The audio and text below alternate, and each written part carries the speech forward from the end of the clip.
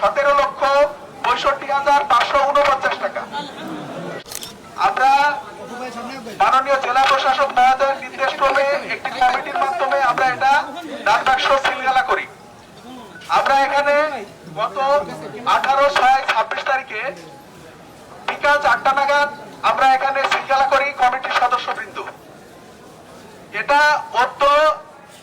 আমরা খুব তাৎক্ষণিকভাবে এটা সিদ্ধান্তের প্রেক্ষিতে আমরা 22/6 তারিখে আমরা 2টা নাগাদ জোহরের নামাজের পরপরই আমরা এটা খুলি মাননীয় জেলা প্রশাসক মহোদয়ের নির্দেশ ক্রমে।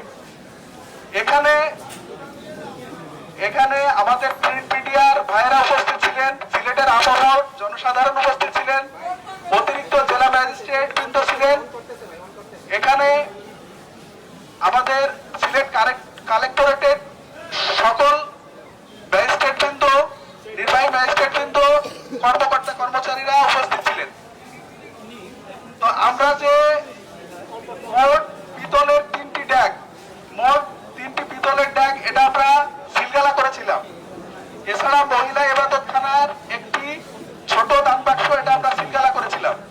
এই 4টি আমরা সিলগালা করেছিলাম। এছাড়া আমরা জেলা প্রশাসনের তরফ থেকে আমরা 4টি এক্সট্রা দান বাক্স স্থাপন করেছিলাম। এই টোটাল 8টি দান বাক্স আমরা আজকে ডাবল লক করা অবস্থায় আমরা খুলি। তো এতে মোট প্রাপ্ত টাকা হচ্ছে 17 লক্ষ নগদ টাকা, 17,65,549 টাকা, 17,65,549 টাকা।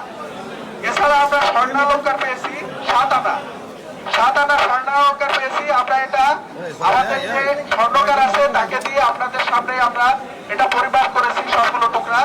আমরা 7 আনা স্বর্ণ পেয়েছি। এছাড়া সৌদি রিয়াল 5 রিয়াল করে আমরা 2টা টাকা পেয়েছি, সৌদি রিয়াল পেয়েছি 2টা।